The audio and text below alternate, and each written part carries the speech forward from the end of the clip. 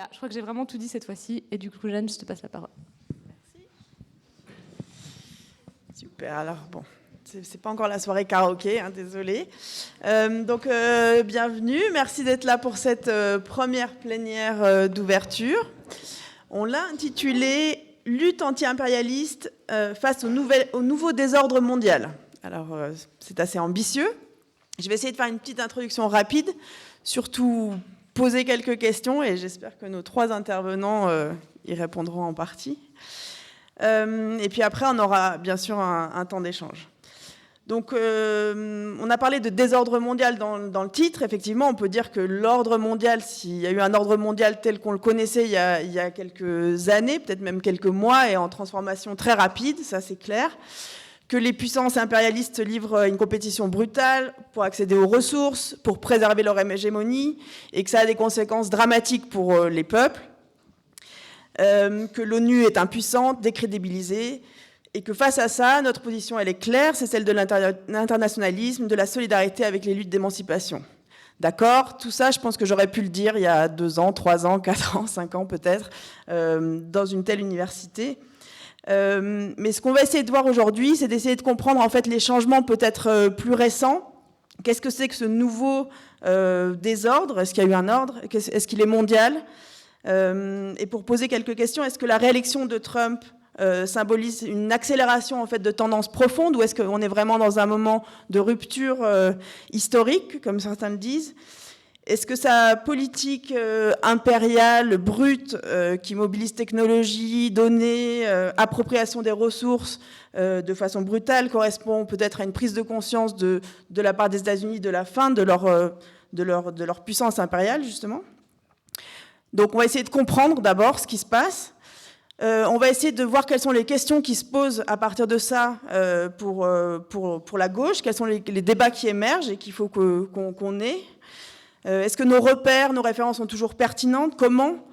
Il y a un économiste spécialisé des inégalités, Branko Milanovic, qui dit on est passé de Marx à Fanon et maintenant on revient à Marx, quand il étudie la question des inégalités au sein des États, entre les États. Ici en Europe, on va parler de l'Europe aussi. Est-ce que l'Europe, elle est périphérisée ou pas ? Est-ce que c'est toujours une des puissances impérialistes ? On va parler bien sûr de la Chine, de la montée de la puissance de la Chine. Est-ce que c'est quelque chose qui va durablement affaiblir l'hégémonie américaine ou pas ? Est-ce que la Chine est une alternative au bloc réactionnaire qui se renforce autour de Trump ? Que faire du multilatéralisme qui est en décomposition ? Est-ce qu'il faut lui donner le coup de grâce ou est-ce qu'il faut le défendre ou le reconstruire ? Voilà quelques-unes des questions qui, je pense, se posent.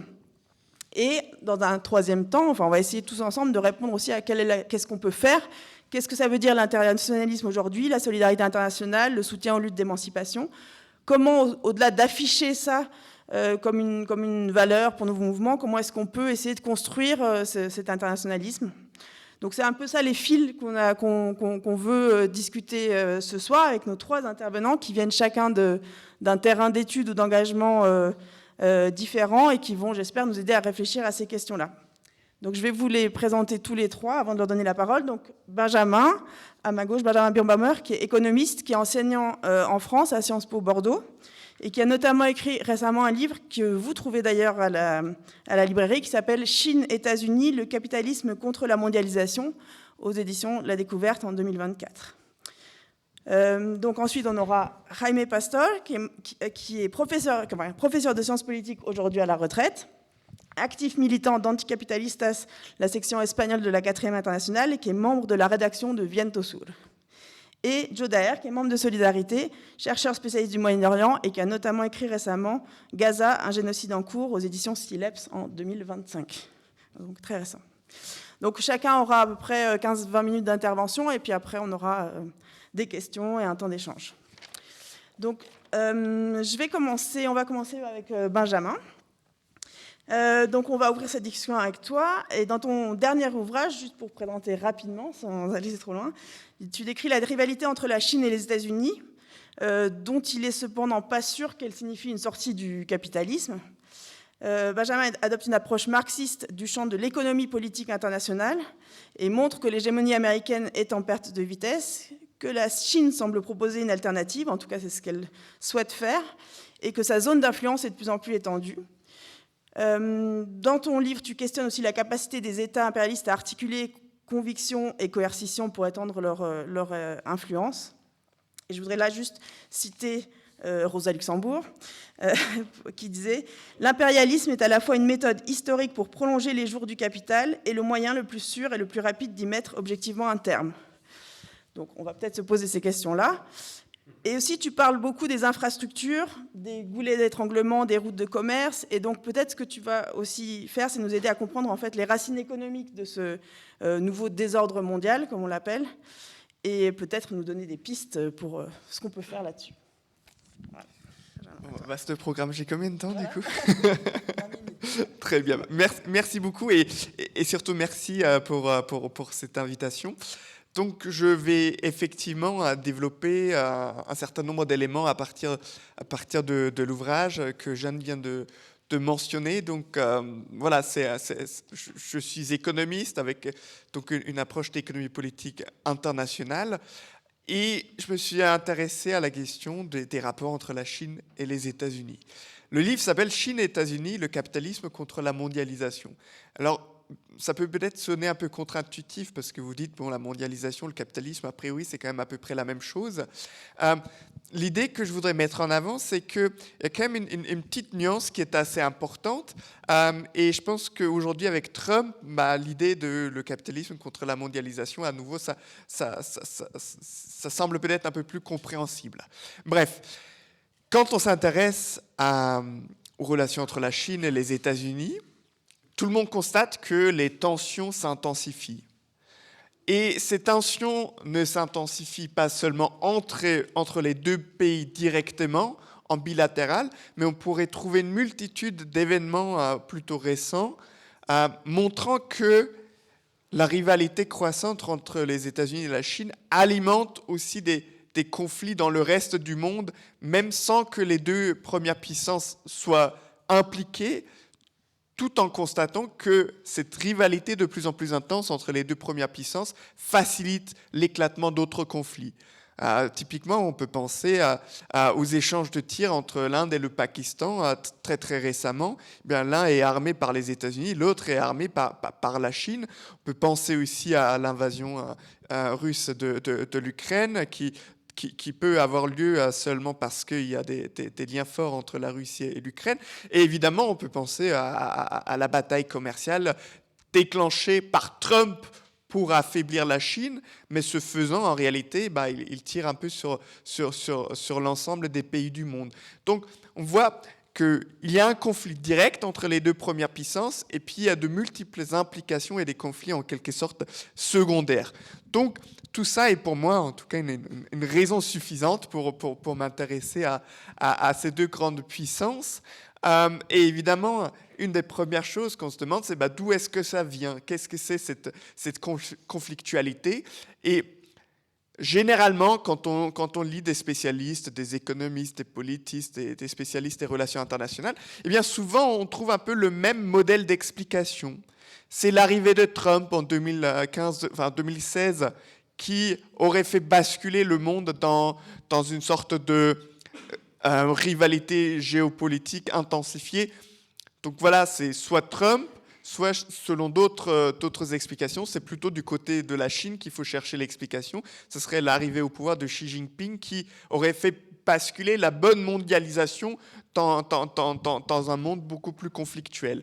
Donc on a très très souvent un peu ce même schéma explicatif, très individualisant, qui insiste sur un seul homme et tout d'un coup tout changerait. Alors je ne dis pas que les décideurs n'ont pas d'impact sur le devenir du monde, mais ce sur quoi j'insiste à partir d'une perspective d'économie politique internationale, c'est qu'en réalité, il y a des effets de structure qui dépassent les individus et que concrètement, la rivalité entre la Chine et les États-Unis ne commence pas seulement avec Donald Trump en 2016 ou avec Xi Jinping en 2012, mais elle est en quelque sorte en gestation au moins depuis le début des années 2000. Et donc on a là une sorte de paradoxe de la montée en puissance de la Chine, à savoir que la Chine, en devenant un capitaliste, s'est trouvée contrainte à miner le processus sur lequel son essor est fondé, à savoir la mondialisation. Et quand je dis mondialisation, je ne parle pas seulement d'une multiplication des flux financiers, commerciaux, migratoires. Tout ça, évidemment, fait partie de la mondialisation, mais la mondialisation est aussi un processus politique, et plus spécifiquement un processus politique sous supervision américaine. Ça, c'est un élément crucial. Et donc, quand je parle de mondialisation, je parle évidemment d'une multiplication des flux économiques, des transactions, mais tout ça se fait sous supervision américaine. Alors, je ne suis pas en train de dire que les États-Unis contrôlent tout, mais les États-Unis, quand on fait l'histoire de la mondialisation, eh bien, ils interviennent à des moments clés. Le premier moment clé, c'est évidemment le début de la mondialisation. Et ce début de la création d'un marché mondial trouve ses racines très directement dans la crise de suraccumulation que connaissent les États-Unis dans les années 70. Donc, la création du marché mondial est une réponse américaine à leur propre crise, et donc pour rétablir la rentabilité du capital américain, eh bien, l'État américain impulse la création d'un marché mondial, et il est là à chaque fois que ce marché mondial rencontre des difficultés. Donc les États-Unis impulsent, et puis ils font aussi la gestion des crises, donc ils sont en quelque sorte aussi le pompier en chef. Et évidemment, la Chine s'insère particulièrement bien dans cette histoire-là, parce que la Chine, c'est un immense pays avec un énorme réservoir de travailleurs plutôt bien formés, plutôt en bonne santé, à exploiter par les grandes sociétés américaines, mais pas que américaines, évidemment. Et ensuite, on peut se dire, OK, certes, les États-Unis veulent bien que la Chine rejoigne la mondialisation pour exploiter les travailleurs chinois, mais ce n'est pas pour autant que la Chine va décider ou va s'y plier automatiquement.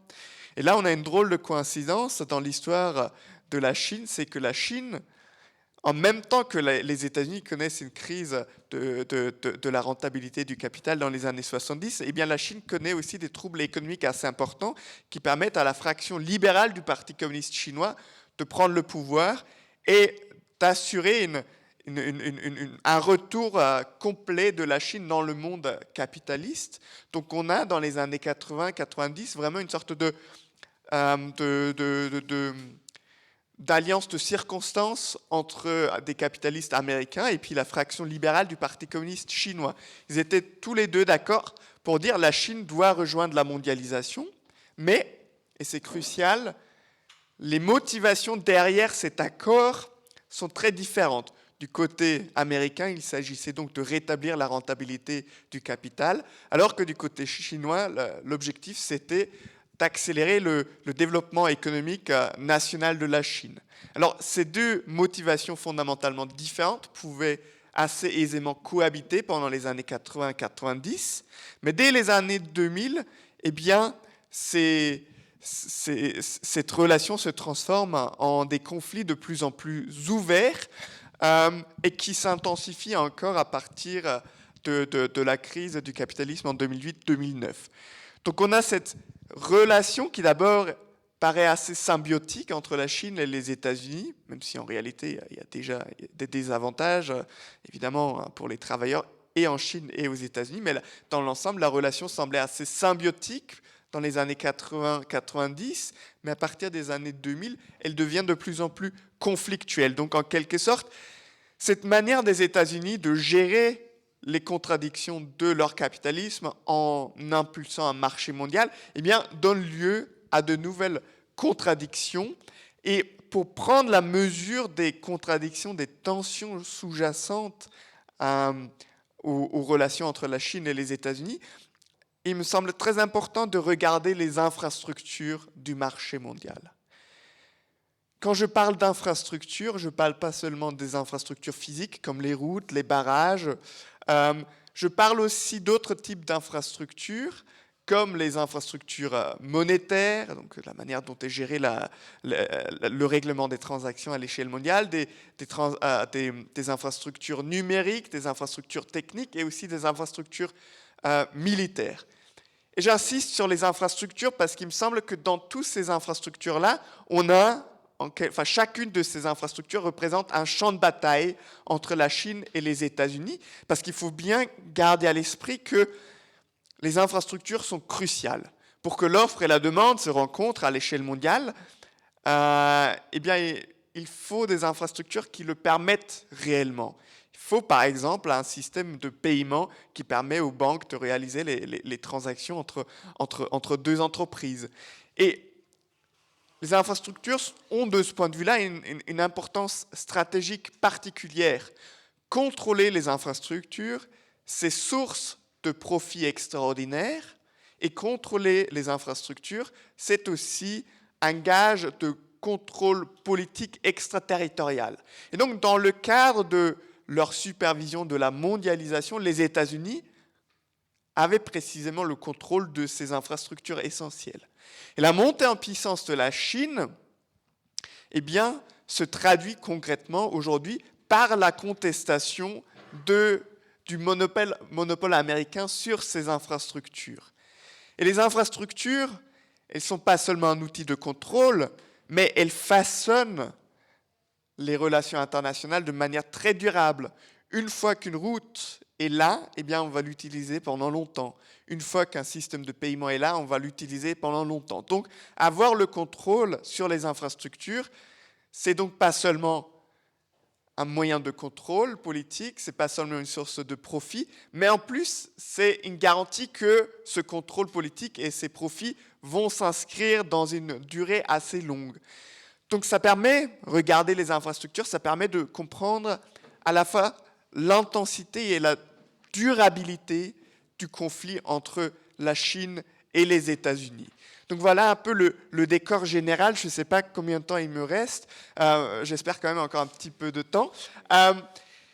Donc j'ai développé cette idée que face à leur crise de suraccumulation dans les années 70, les États-Unis impulsent le marché mondial, la Chine s'y insère, mais en même temps n'accepte pas le rôle subordonné que les États-Unis veulent bien lui accorder.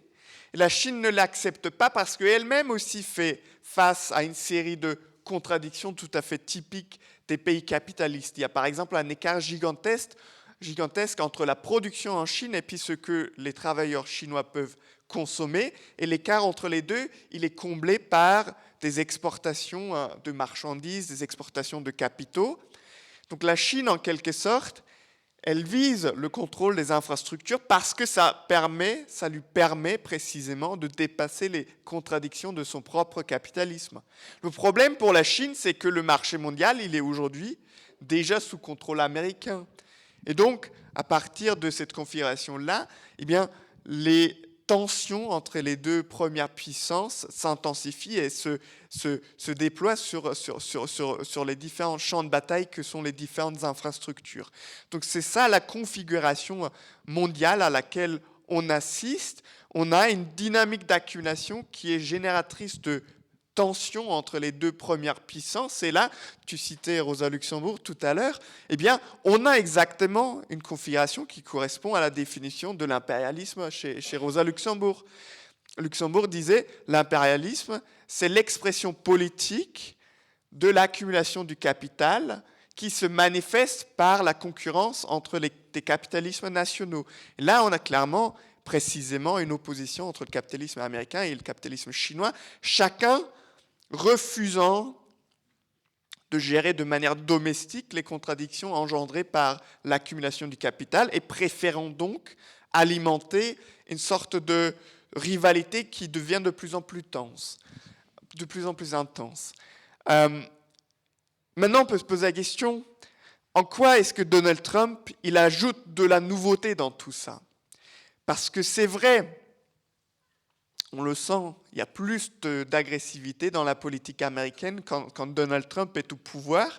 Ça ne veut pas dire que les présidents précédents étaient des anges, mais il a quand même clairement une démarche beaucoup plus conflictuelle.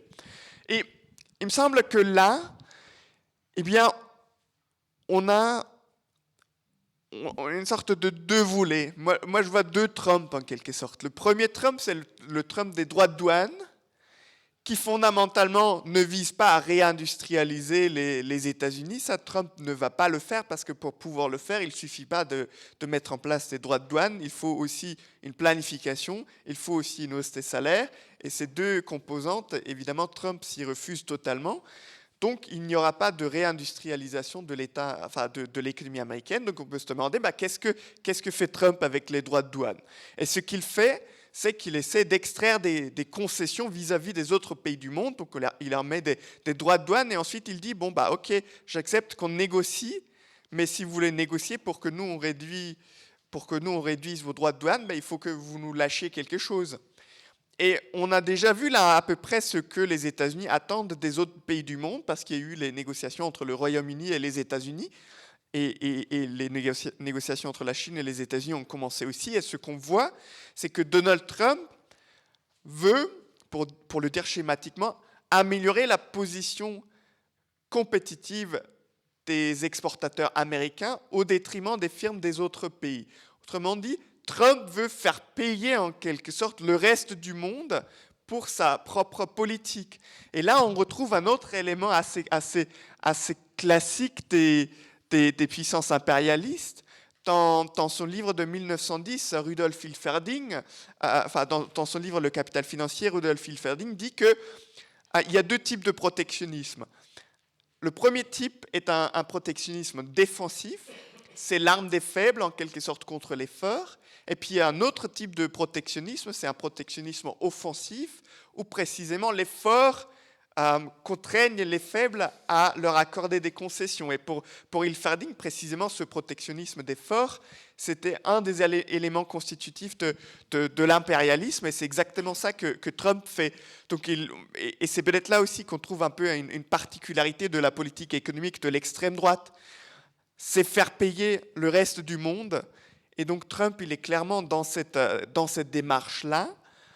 Donc il y a ce premier aspect de Trump où il prend le risque de mettre en cause la mondialisation, mais pas tellement parce qu'il est contre la mondialisation, mais parce qu'il veut extraire des concessions du reste du monde.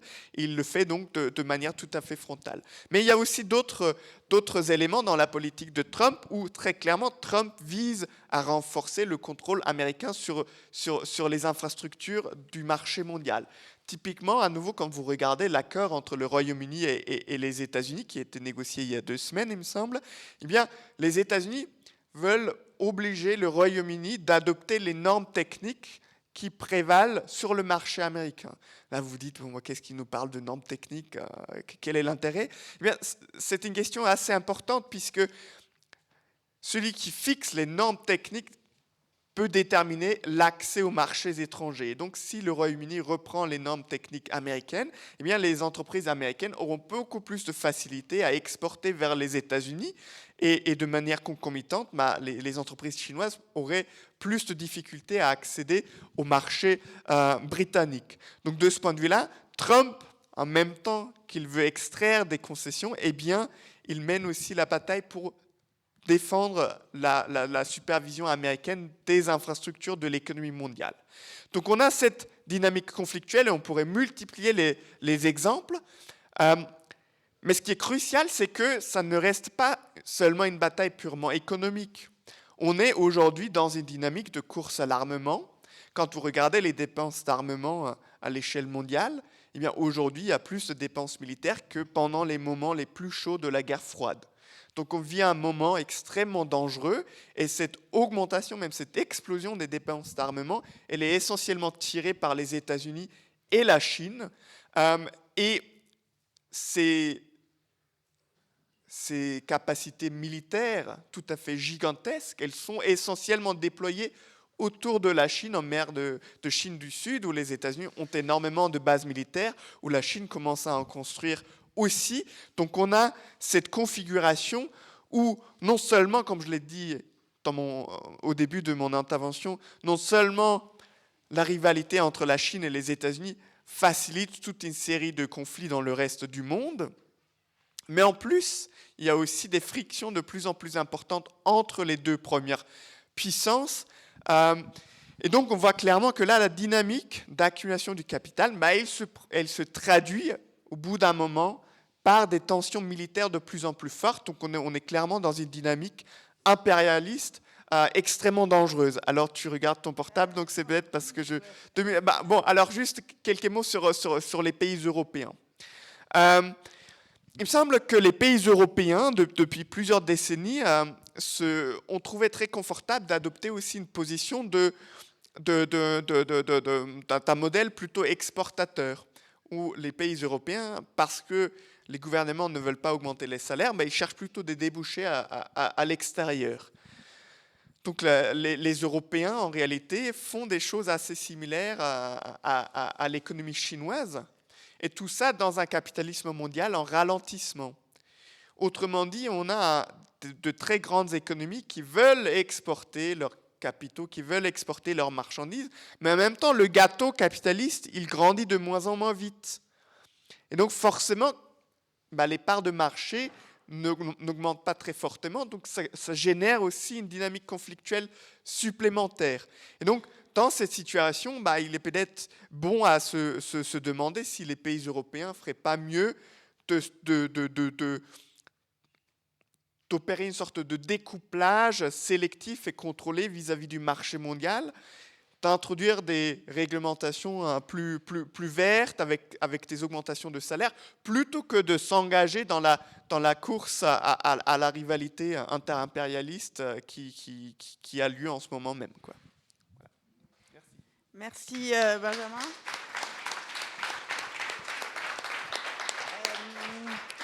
Tu m'as donné une bonne transition pour passer la parole à Jaime.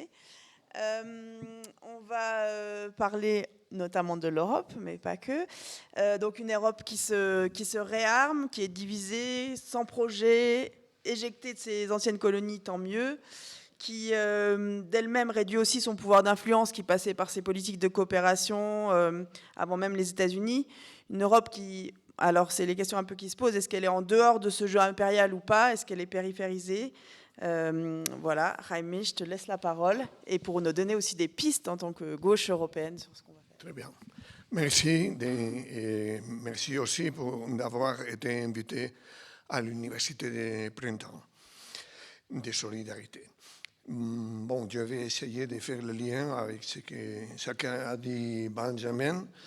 D'abord, rappeler que cette transition géopolitique qui est en train de se développer, étant donné le déclin impérial des États-Unis et la montée de la Chine et la rivalité interimpérialiste que Benjamin a développée, il faut rappeler que cela se développe dans un cadre de crise climatique, de crise écologique et sociale profonde, la plus grave de notre histoire, une crise qui a les causes profondes, comme vous le savez, dans le capitalisme, pas seulement dans l'humanité en termes abstraits, et surtout la responsabilité des riches, non, des grands capitaux en général.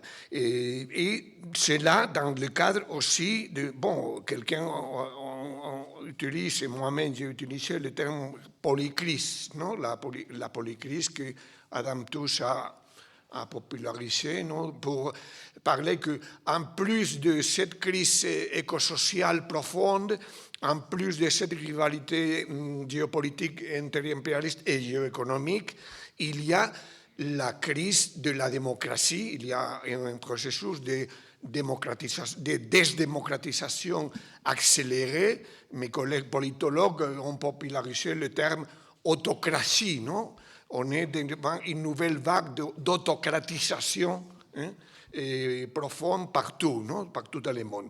C'est pourquoi, et aussi bien sûr, il y a le déclin du néolibéralisme progressif, le déclin aussi des expériences de gauche qu'on a vécues dans le passé. Et pour parler de l'Europe, il y a surtout le cas de la Grèce, non?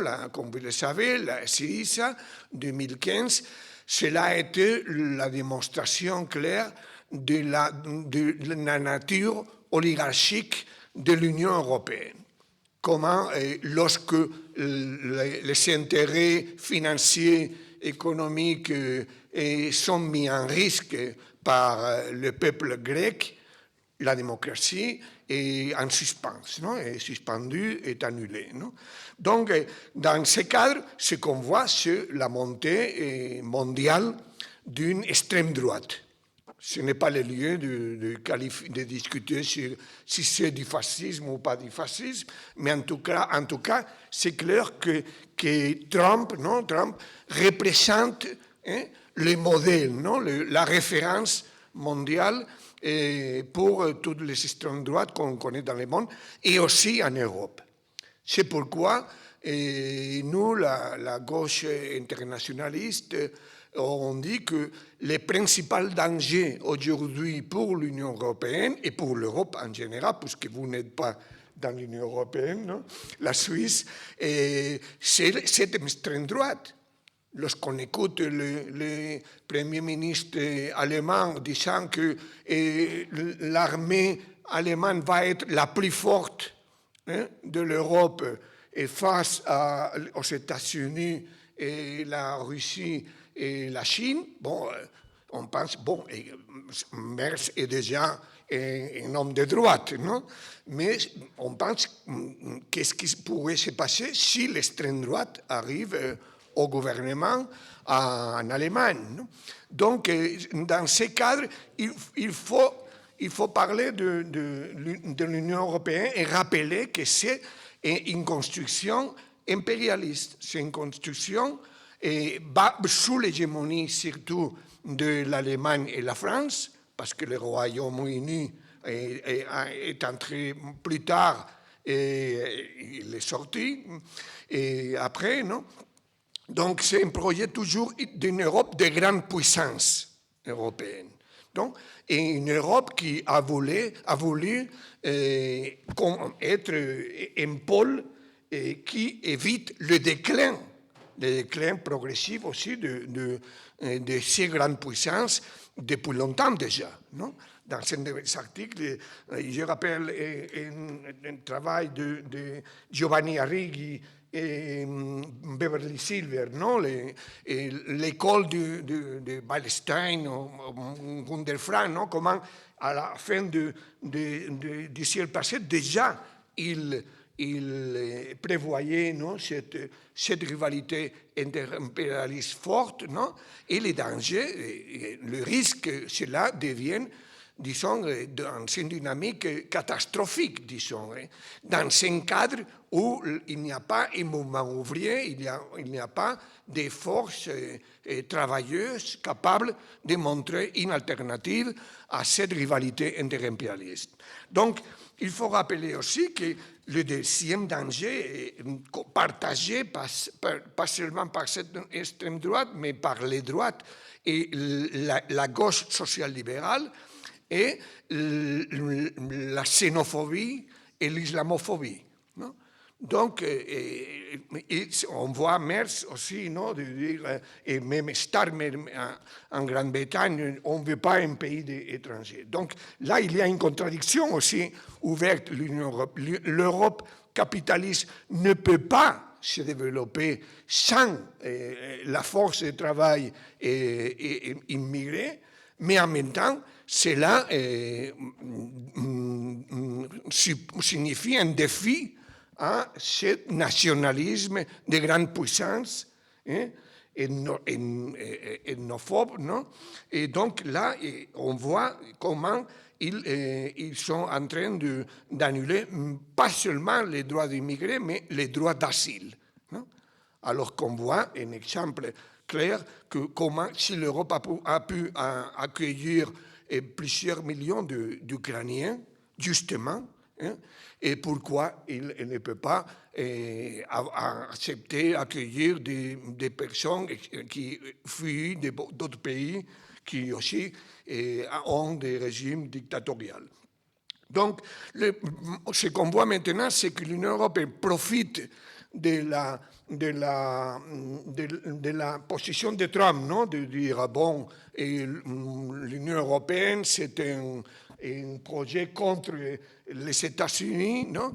Et donc, elle profite, et comme elle veut profiter aussi de la guerre d'Ukraine, au peuple ukrainien, il faut les soutenir, bien sûr, mais cela n'empêche pas de dénoncer l'utilisation de la guerre d'Ukraine comme alibi pour ce réarmement.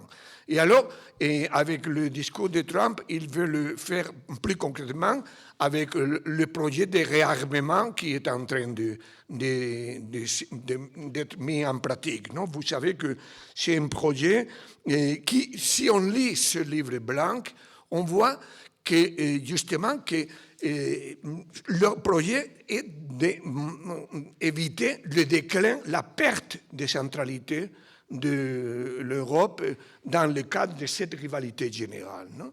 Donc, et lorsqu'il parle des défis et des dangers, des risques qu'ils vont avoir à l'avenir, oui, bien, c'est vrai, il parle de la Russie, il parle de l'Ukraine, mais il parle aussi des peuples du Sud, il parle de l'Afrique. Non? On sait que l'impérialisme français, par exemple, est responsable de beaucoup de guerres en Afrique. Et on sait, bien sûr, comme Joseph Dael parlera après, que l'Union européenne, si d'un côté a soutenu et soutient l'Ukraine, de l'autre côté est complice du génocide qui est en train de se faire à Gaza.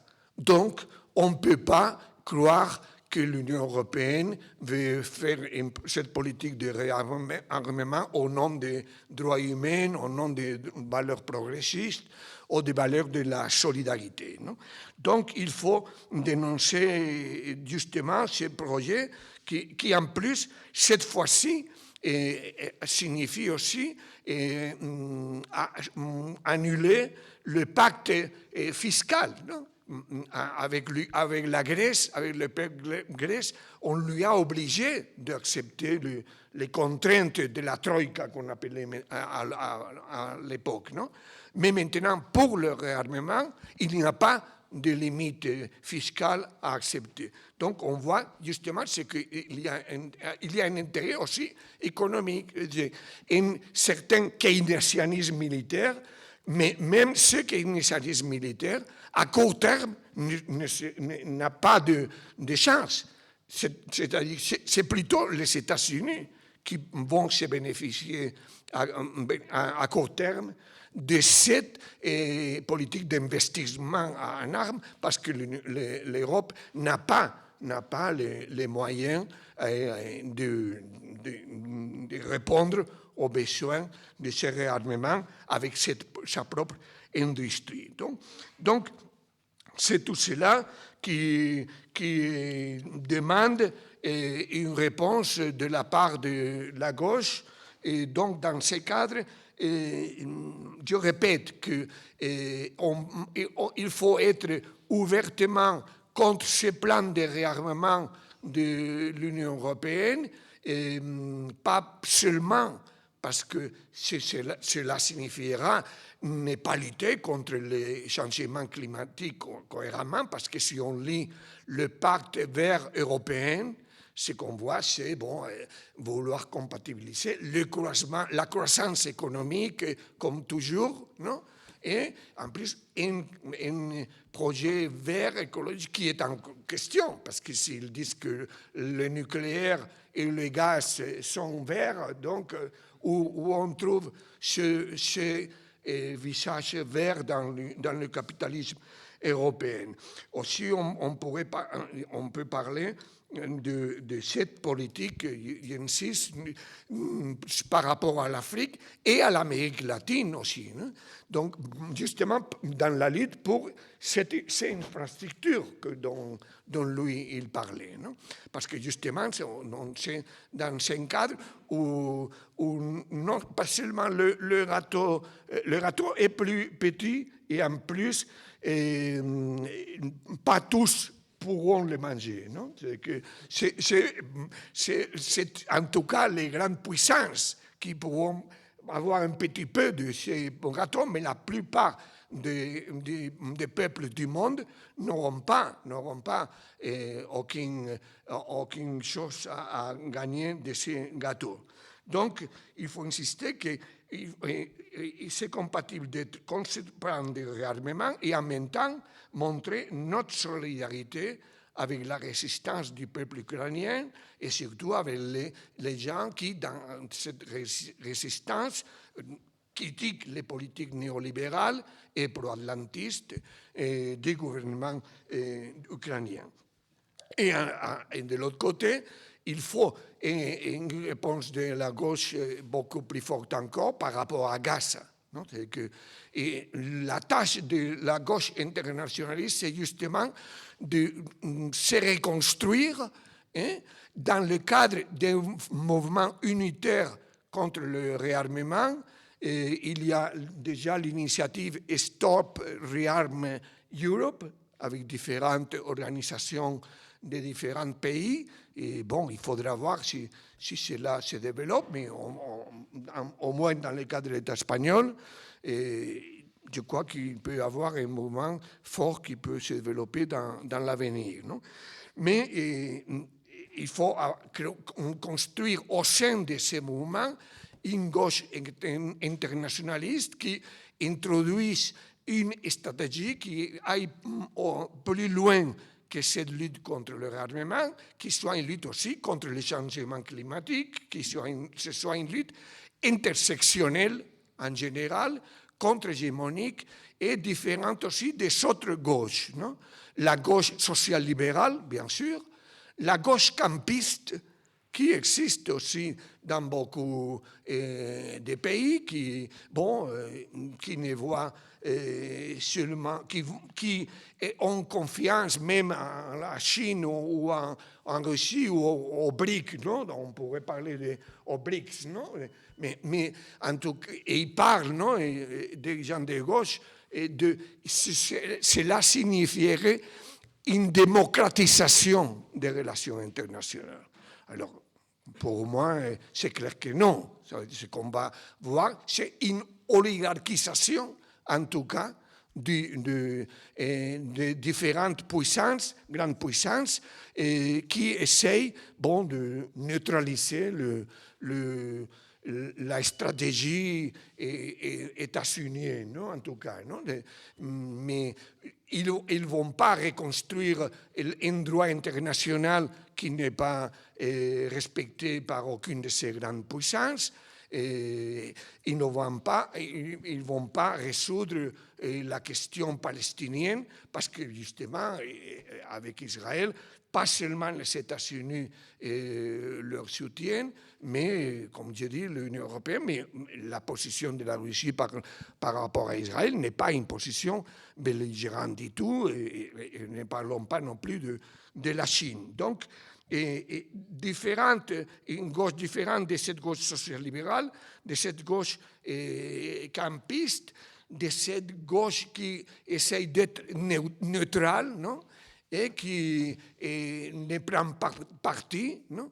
Et donc il faut prendre parti toujours à côté des peuples envahis, des peuples agressés, et pour leur droit d'autodétermination, contre toutes sortes d'impérialisme, que ce soit d'un côté ou de l'autre du monde. Non? Et bon, bien sûr, avec l'écosocialisme comme but stratégique et but final de nos luttes. Merci. Merci Raimé. Facile. Alors, merci Raimé, puis toi aussi tu m'as donné une bonne transition pour passer la parole à Joe. Donc, je vais reprendre juste une citation, je crois, dans un article récent que tu as écrit où tu dis « Les Palestiniens ne luttent pas seulement contre l'État israélien, mais aussi contre l'ensemble du système impérial occidental. » Donc ça fait très bien le lien avec notre sujet ce soir. Et du coup, je voudrais te demander, est-ce que tu peux nous expliquer, donc, pour la Palestine, le Moyen-Orient, le Proche-Orient, les régions dans lesquelles tu travailles, notamment peut-être se centrer sur les évolutions récentes de ce contexte global dont on vient d'aborder à travers les 2 premières interventions. Quelles sont les évolutions qui modifient la situation? Quelles sont les nouvelles questions peut-être auxquelles les luttes et les résistances sont confrontées aujourd'hui? Et bien sûr, pareil, même question sur quelles sont les pistes de ce qu'on peut faire en tant qu'internationaliste. Merci beaucoup, Jeanne. Tout d'abord, je voudrais m'excuser à toi pour t'avoir fait du stress, aussi aux camarades, ici à Terence. Merci de votre présence pour l'organisation. Merci aussi à mes filles pour leur patience et qui sont au fond, là, et de m'avoir encouragé à venir. Non, c'est un sujet... en fait, c'est une excellente continuation parce qu'on a pu voir, par rapport aux camarades précédents, la crise profonde du système capitaliste. Une crise profonde dans laquelle on a une exacerbation des tensions impériales, mais aussi d'une crise du système démocratique dans lequel on vit, en particulier dans les dites démocraties libérales. Et je pense qu'en fait, le génocide à Gaza est le reflet de cette crise mondiale intense, une crise où on montre très clairement les contradictions des systèmes dans lesquels on vit, particulièrement en Europe. Comme l'a dit Jaime, ce n'est pas une question pour les droits démocratiques ou l'émancipation des Ukrainiens et Ukrainiennes qui se battent, très clairement. Et dans le cas de la Palestine, ça se voit. Et on voit sur les attaques sur les droits démocratiques qui s'accélèrent depuis le 7 octobre, mais qui ont des profondeurs, je dirais, surtout depuis la crise du système international financier en 2008, crise d'accumulation. On a pu voir aussi une montée de plus en plus importante de l'extrême droite, mais aussi un néolibéralisme de ses représentants et représentantes de plus en plus autoritaires. Macron étant un de ses représentants les plus importants, mais Biden également. Et à travers cela aussi, on peut voir que ces 2 blocs qui malheureusement dominent le système mondial encore, disons l'extrême droite, néolibéralisme autoritaire, soutiennent les 2 l'État d'Israël. Les 2 soutiennent à fond l'État d'Israël, et bien sûr l'extrême droite encore de manière plus, j'ai envie de dire, plus forte, parce que c'est un modèle, comme je l'ai répété à de nombreuses reprises, l'État d'Israël dans le sens qu'ils rêveraient de faire ce que fait l'État d'Israël dans leur propre système politique, à la manière d'un racisme décomplexé, un mépris total pour les droits démocratiques de base et de pouvoir faire ce qu'ils font avec les populations palestiniennes, avec les populations non blanches dans leur propre société. Et en partie, c'est ce qui est fait, mais aller encore plus loin, encore une fois.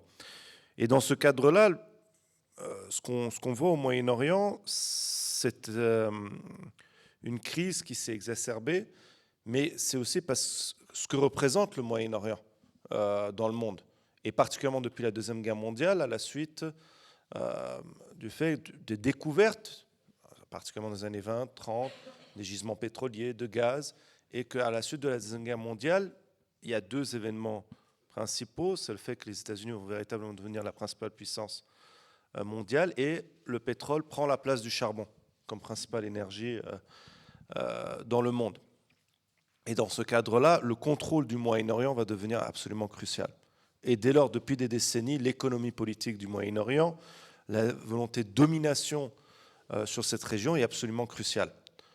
De même, lorsqu'on voit un peu la baisse relative de la puissance impériale américaine depuis les années 2000, l'échec de l'occupation irakienne, la crise de 2008, les soulèvements des processus révolutionnaires de 2011, voilà, il y a une volonté de réaffirmer, de reconsolider cette hégémonie. Et en fait, le 7 octobre a été une opportunité qui s'est ouverte véritablement pour réaffirmer cette consolidation, et qu'on voit aujourd'hui un peu je ne sais pas si vous avez vu les derniers jours, les contrats qui sont a priori annoncés de la tournée de Trump dans les monarchies du Golfe.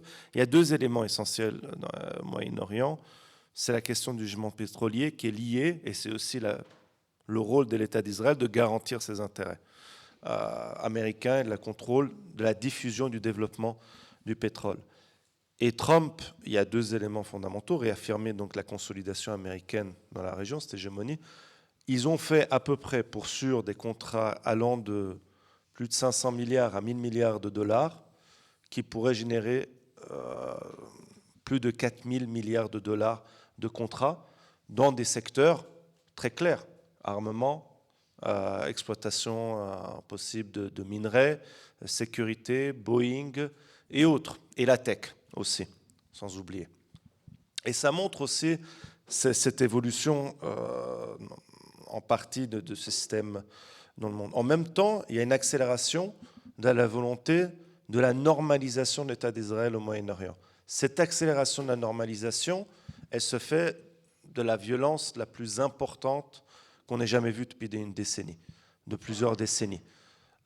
Et cela particulièrement dans le cas de la Palestine. Donc quand on dit, et on a fêté il y a quelques jours, le 15 mai, donc hier, pardon, les 77 ans de la Nakba, c'est-à-dire la catastrophe, où vous avez eu le déplacement forcé de plus de 800 000 à 900 000 Palestiniens et Palestiniennes de leurs terres.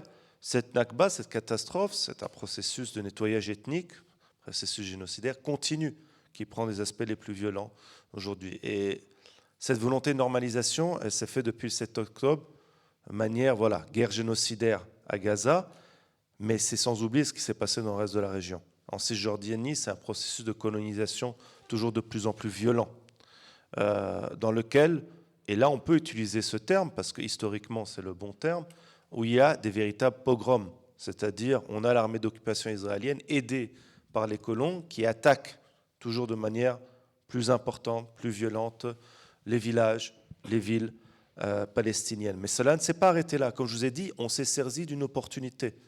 Et dans ce cadre-là, pour réaffirmer et consolider l'hégémonie américaine, il fallait casser ce qu'on appelle le dit axe iranien, qui, et là c'est retombé un peu sur ce que tu disais toi, pas percevoir l'Iran, ou ce que Jaime disait, l'Iran n'a pas du tout une volonté anti-impérialiste dans la région. L'axe pro-iranien, qui allait de l'Iran, des milices fondamentalistes irakiennes chiites, au Hezbollah, au Liban, avec notamment aussi le mouvement des Houthis au Yémen. Ça ne veut pas dire que ces mouvements n'ont pas une certaine autonomie, mais ils ne servent pas à contrer l'impérialisme américain parce que c'est un système de domination impérialiste, d'accumulation de dynamique capitaliste. Non, c'était dans une perspective de pouvoir le mieux les négocier possible avec l'Iran pour obtenir leurs propres intérêts et pas au profit des intérêts populaires, des intérêts des classes populaires. Et on a pu voir cela par la nature de la République islamique d'Iran, qui est une nature d'un État capitaliste, patriarcal, réactionnaire, et qui, son axe, Hezbollah ou en Irak, ils ont attaqué les mouvements populaires. Mais cela dit, cette volonté de réaffirmer, de consolider l'hégémonisme américain, il fallait casser cet axe. Et dès lors, on commence une guerre aussi au Liban en septembre 2024. Une guerre meurtrière, plusieurs milliers de morts, et qui n'est pas complètement finie malgré un dit cessez-le-feu temporaire. Jusqu'à encore dernièrement, il y a le sud de Beyrouth, qu'on appelle Dahieh, qui veut littéralement dire la banlieue, a été encore bombardé. Le sud continue à être bombardé, la Bekaa, donc l'est, continue à être bombardé du Liban. Dans ce cadre-là, une autre chose arrive, c'est la chute du régime syrien. Et la chute du régime syrien, aussi là, Israël prend cette occasion pour étendre son occupation des terres et de pousser l'actuel gouvernement, de le presser, de faire pression, un gouvernement de nature réactionnaire, on pourra revenir dessus, et c'est aussi dans son intérêt de vouloir normaliser. Et que ce soit au Liban ou en Syrie, il y a une volonté de sécuriser les frontières avec la Palestine occupée, mais aussi pas simplement désarmer Hezbollah, mais désarmer les organisations palestiniennes, que ce soit en Syrie ou au Liban. Donc on a clairement dans ce cadre-là, Moyen-Orient étant, volonté de consolider l'hégémonie américaine, son contrôle sur la diffusion du pétrole, et dans ce cadre-là, cela passe par la normalisation de l'État d'Israël par la force. Maintenant, qu'est-ce dans ce contexte violent, ultra-violent, et cela se déroule avec le soutien absolument total des États européens, bien sûr, Et bien sûr, la guerre génocidaire israélienne n'aurait pas pu avoir lieu sans le soutien des États-Unis. En fait, Israël implémente la politique américaine. Et ce n'est pas dans l'autre sens, comme souvent on entend, et je l'ai déjà dit auparavant, ce n'est pas une question de lobby. Ce n'est pas un lobby pro-juif ou pro-israélien aux États-Unis qui contrôlerait la politique américaine. Non. D'ailleurs, le plus grand, dit lobby sioniste aux États-Unis, c'est les fondamentalistes chrétiens qui sont fondamentalement antisémites. Donc c'est eux le plus important aujourd'hui, dit lobby, en faveur de l'État d'Israël aux États-Unis. Et au contraire, aux États-Unis, on a pu voir un mouvement de masse au sein de la jeunesse de confession juive pour se démarquer et dénoncer le sionisme politique, l'État d'Israël et autres. Et c'est un mouvement de fond. Et là, dans les perspectives, il est clair que, je ne vais pas vous le cacher, en ce moment, c'est relativement compliqué de voir des perspectives positives au Moyen-Orient, en Afrique du Nord, entre les guerres impérialistes, la répression des régimes autoritaires, et en plus, les régimes autoritaires ont appris que leur division durant les soulèvements populaires qui ont pu avoir lieu en 2011 n'était pas forcément la meilleure chose pour elles.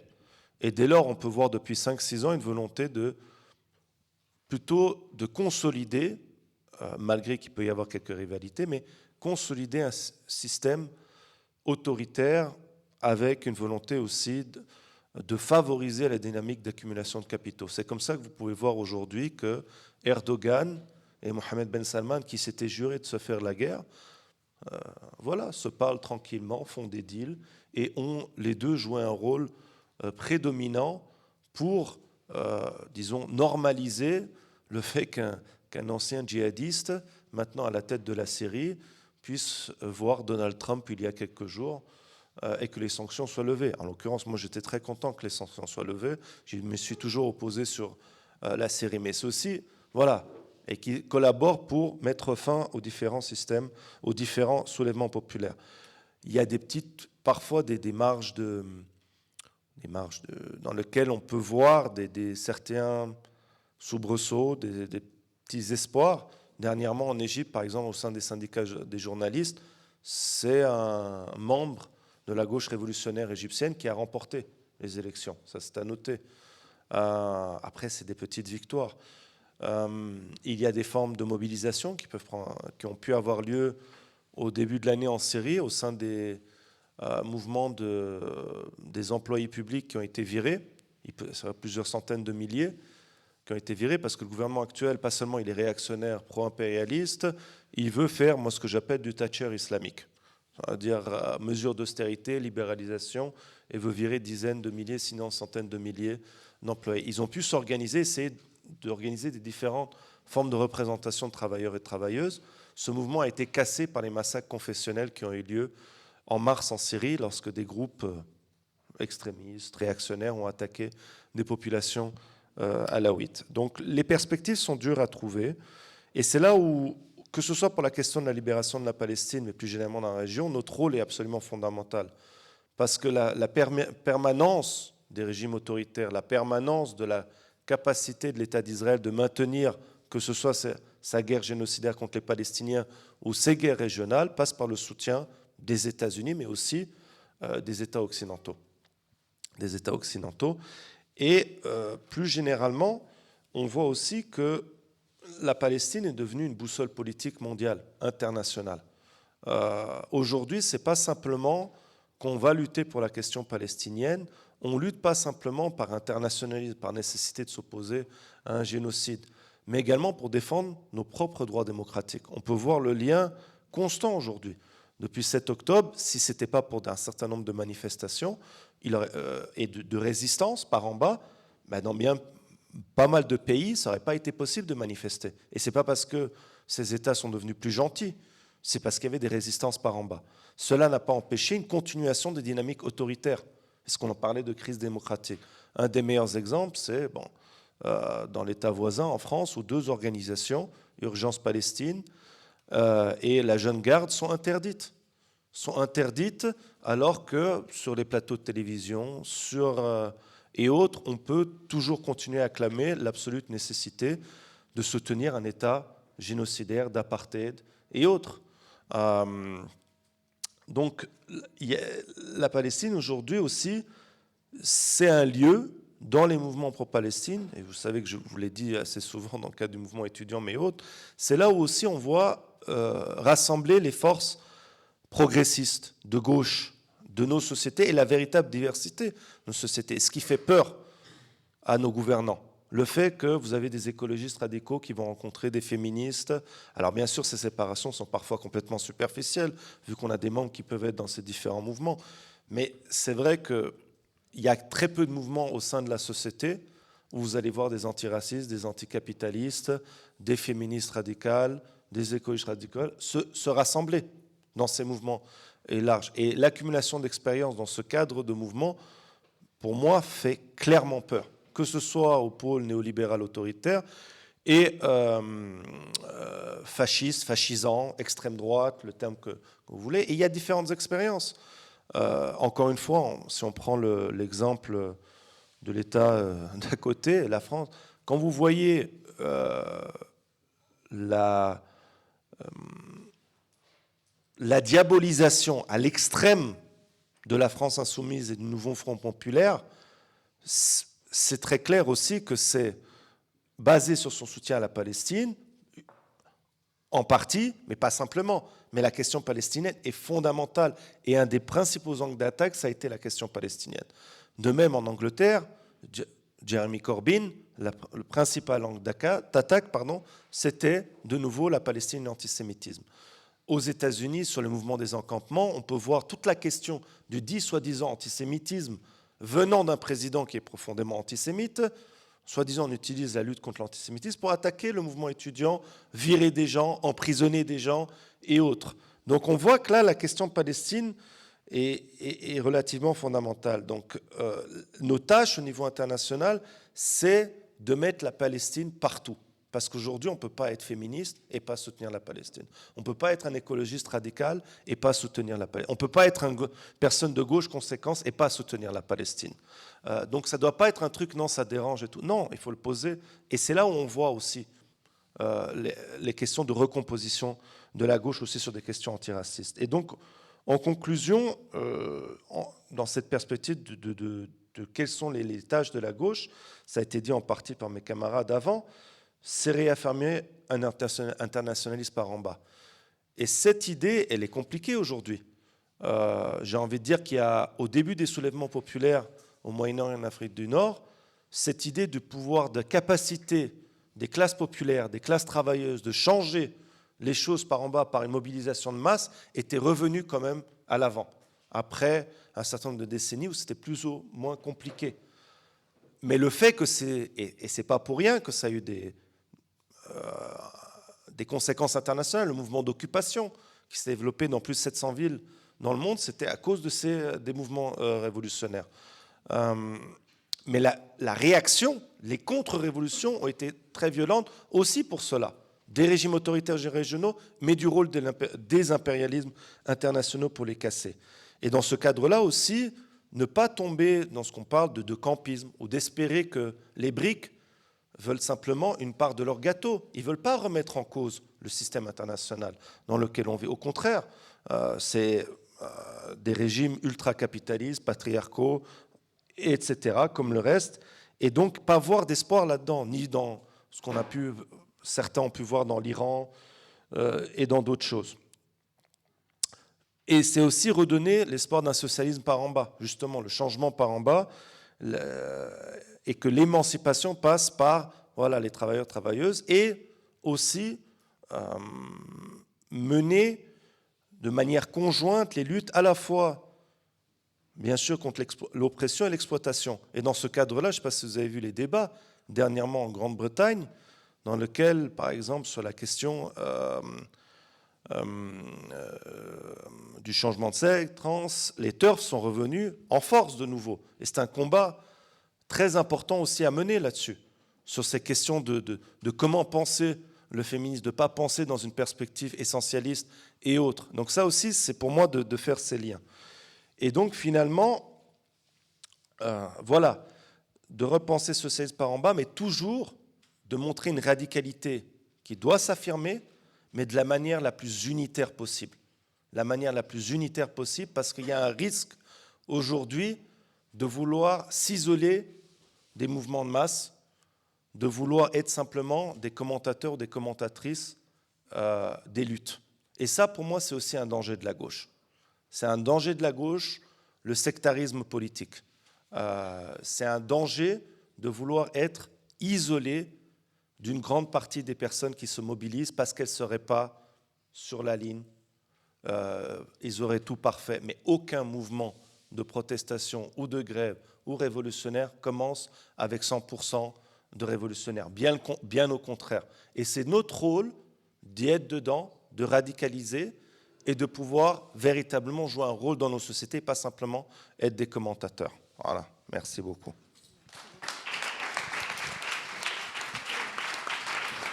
Merci Joe.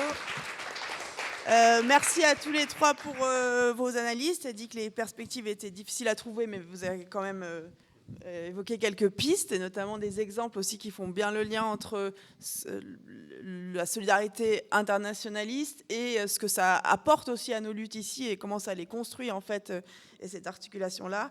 La question des alliances, on est dans une situation dramatique, donc forcément révolutionnaire, mais on est quand même très faible, donc la question des alliances, d'être unitaire, d'être intersectionnel, de construire collectivement, elle est très importante. Donc je vais vous laisser la parole en fait, surtout maintenant. Donc on a dit tout à l'heure des interventions pas trop longues. Voilà, ça peut être des questions ou des propositions ou des éléments d'information, mais si possible pas trop long pour que tout le monde puisse prendre la parole, en tout cas celles et ceux qui le souhaitent. Donc ouais. Alors du coup il n'y a qu'un seul micro, donc soit faut parler fort ou non, faut que les... Alors, ça dépend si c'est une question. Il faut peut-être venir ici, ce sera peut-être le mieux. Si ça ne vous embête pas. Mais s'il y en a qui ne veulent pas venir, je peux répéter les questions.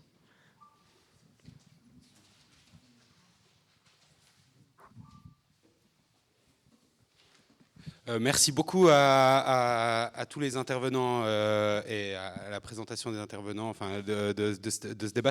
J'ai trouvé très intéressant. Je reviens sur le sujet que tu as évoqué, Jaime, de comment on soutient l'Ukraine en relation avec le plan de réarmement de l'Europe. Parce que je trouve cette question extrêmement complexe pour nous, militants révolutionnaires ou anticapitalistes comment affirmer qu'on veut soutenir l'Ukraine dans sa résistance face à l'armée russe sans avoir un contre-discours au plan de réarmement de l'Europe, tel que les impérialismes européens le prévoient, alors même qu'il apparaît absolument irréaliste d'imaginer que le peuple ukrainien puisse retrouver ou trouver une forme d'indépendance et d'autodétermination sans une industrie militaire qui lui fournisse des armes. Alors la question, j'imagine bien, qui se pose, c'est quelle forme d'industrie, sous quel contrôle démocratique. Bien sûr, ces questions-là se posent. Mais imaginez qu'en même 5 ans, une telle industrie puisse se constituer, ça me paraît assez utopique. Et donc, à court terme, la survie de l'Ukraine face à l'invasion russe, elle se joue forcément par l'emploi des armes de ces impérialismes européens. Vu qu'on est, je crois, en tout cas à cette table, vous êtes tous d'accord pour dire que des révolutions socialistes n'étaient pas très, enfin, c'était pas très réaliste de les pronostiquer dans les mois ou les années à venir en Europe. Donc voilà, comment marier le fait qu'on s'oppose, et je suis d'accord, à ces plans de réarmement, et en même temps trouver des issues concrètes pour compenser notamment le recul du soutien militaire américain, mais même pas que, pour apporter un soutien concret qui permet à l'Ukraine de survivre et de l'emporter. Et la question vaut pour les trois. Hein. Peut-être on prend quelques questions comme ça, s'il y a d'autres questions, je crois ou tout de suite ou non. J'ai cru voir une main, mais ouais. Mais par contre, je vais...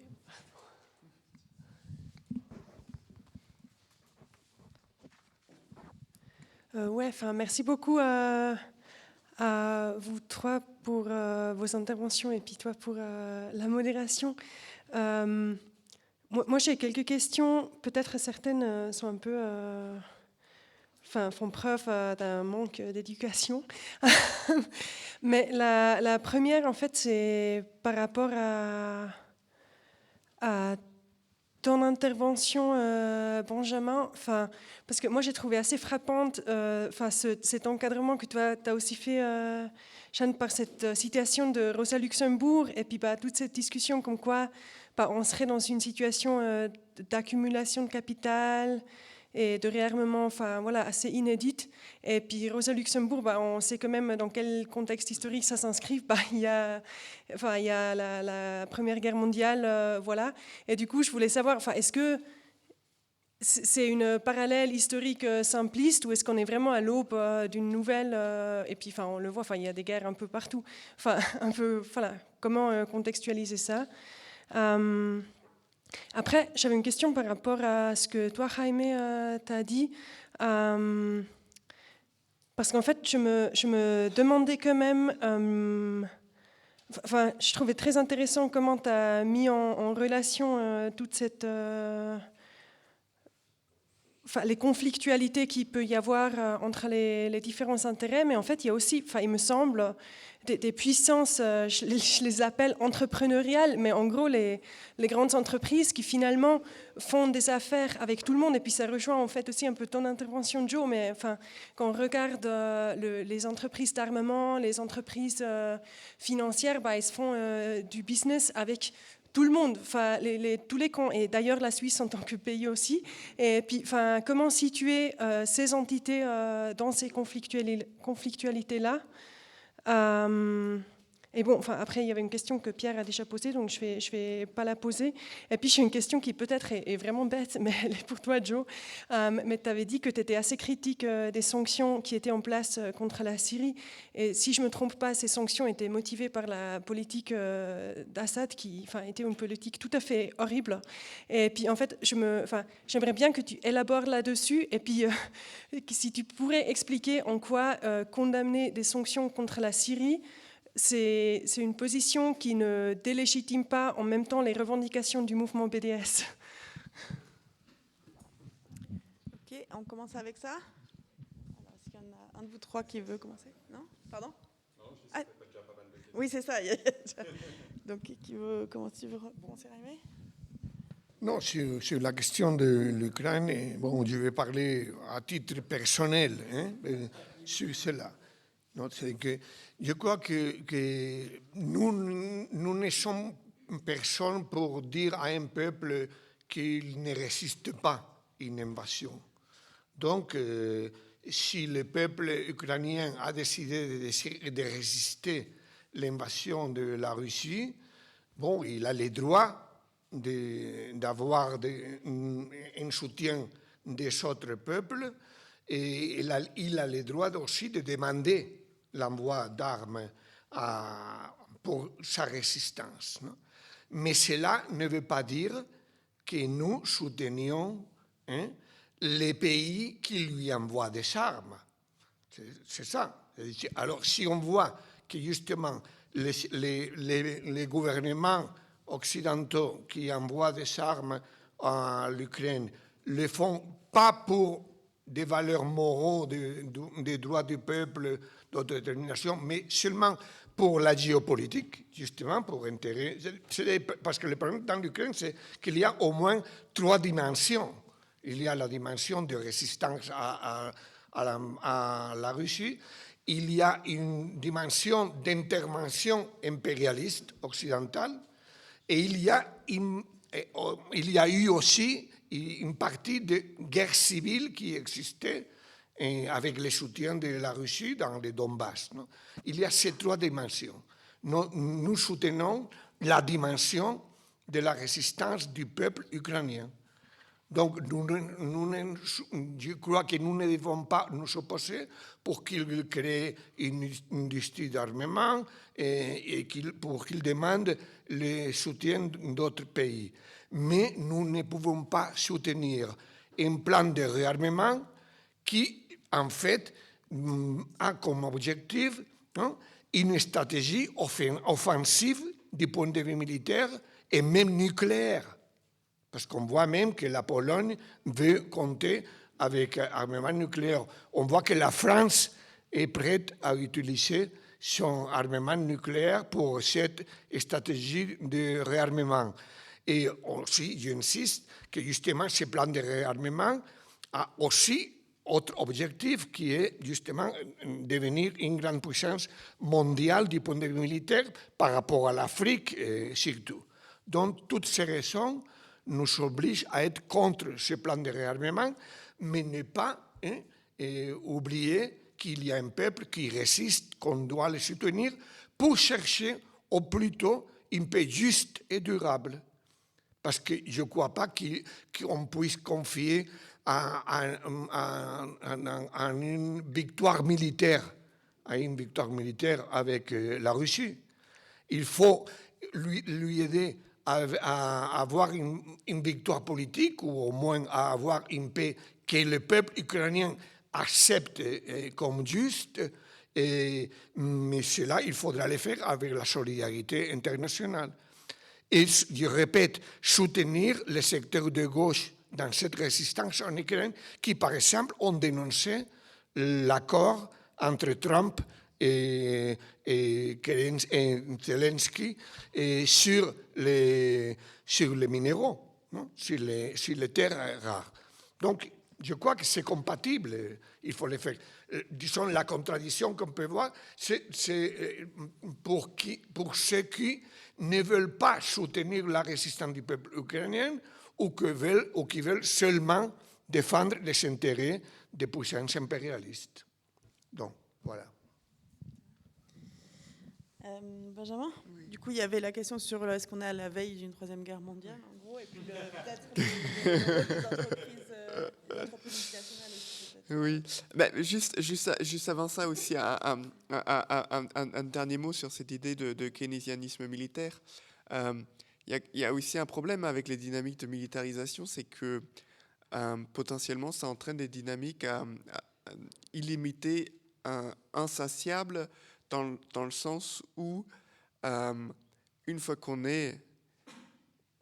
on est dans une configuration de stagnation ou de quasi-stagnation économique et qu'on essaie d'en sortir par du keynésianisme militaire, une des implications, c'est qu'il faut constamment suggérer à sa propre population d'être en antagonisme vis-à-vis d'autres populations.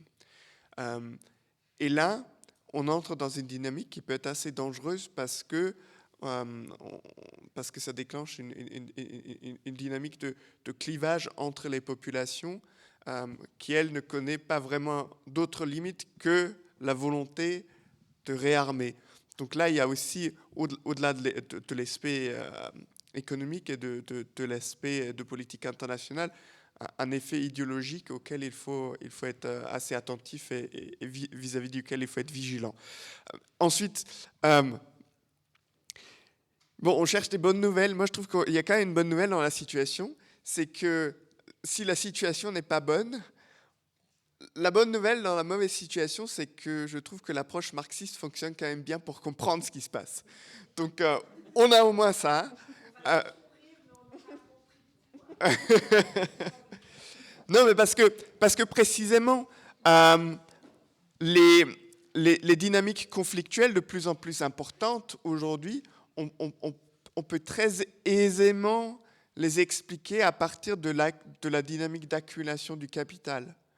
Donc, cette vérité fondamentale que les crises du capitalisme entraînent régulièrement des conflits armés, eh bien, celle-là, on la voit aujourd'hui, et c'est précisément celle-là qui était mise en évidence déjà par les théoriciens marxistes dont fait partie Rosa Luxemburg, mais elle n'en est pas la seule. Donc, on a là au moins une boussole pour comprendre ce qui se passe et qu'on peut ensuite décliner en plusieurs plans d'action en quelque sorte. Une première chose, par exemple, aujourd'hui, peut consister à profiter en quelque sorte de la brèche ouverte par Donald Trump.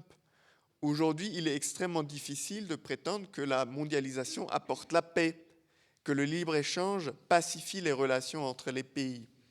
Donc ça, c'est une ouverture dont on peut se saisir. De la même manière, si on veut aller plus loin, eh bien, on peut précisément retracer le cheminement qui mène des contradictions du capitalisme vers les conflits auxquels on assiste aujourd'hui, pour dire, si ces conflits vous déplaisent, peut-être qu'il est utile de s'attaquer directement à la racine. Alors, dit comme ça, ça peut paraître abstrait. Néanmoins, dans une démarche d'élargir la prise de conscience vis-à-vis des problèmes auxquels on fait face aujourd'hui, eh bien, la période peut être intéressante.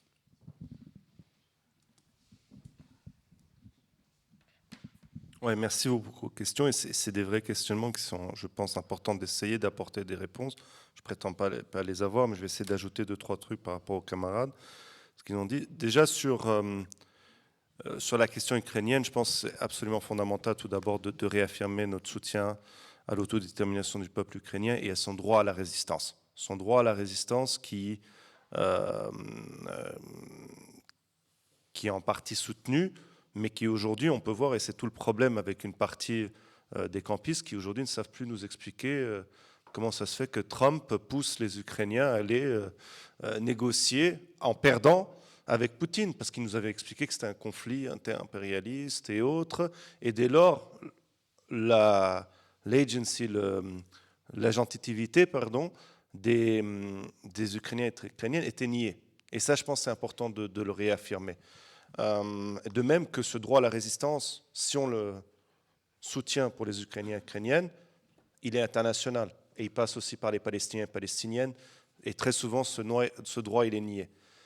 Deuxième chose, je pense qu'il est très important dans ces questions de plan de réarmement aussi, comme ça a été, il y a différents éléments, mais aussi de montrer que si ces États, et déjà, selon les informations que j'ai après avoir parlé avec quelques camarades qui sont beaucoup plus investis que moi sur ce débat, c'est que déjà l'industrie militaire tourne à fond quasiment en Europe. Et deuxième chose, c'est que cette industrie militaire, elle est exportée vers ou bien en partie l'État d'Israël, ou des régimes autoritaires à travers le monde. Dès lors, si vous êtes véritablement conséquent, détournez toute cette vente militaire à la place d'envoyer des mirages en Égypte, par exemple. Sisi, grosse dictature, 60 000 prisonniers politiques, envoyez-les en Ukraine.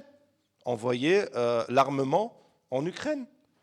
Ça, c'est un argument, je pense, qui est beaucoup plus entendable que de dire on va augmenter